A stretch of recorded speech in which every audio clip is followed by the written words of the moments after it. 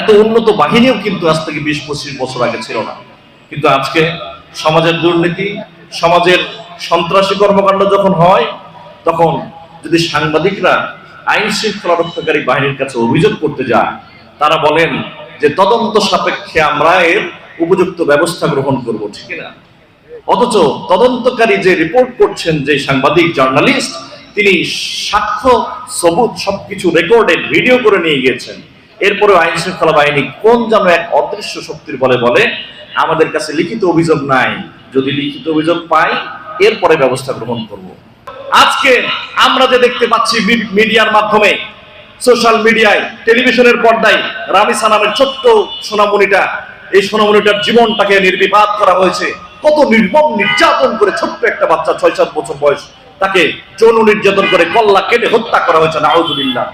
এই জালেমের ব্যাপারে মাননীয় গণপ্রজাতন্ত্রী বাংলাদেশ সরকারের প্রধানমন্ত্রী জনাব তারেক রহমান সাহেবকে আমরা বলতে চাই, এই জালেম ধর্ষককে প্রকাশ্য দিবালোকে বাইতুল মোকাররমের মেইন গেটে ঝুলিয়ে ফাঁসির মাধ্যমে গোটা বাংলাদেশকে জানিয়ে দেওয়া হোক।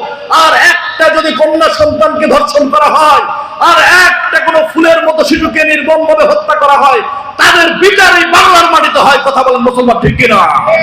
আমরা এই দাবি জানাচ্ছি।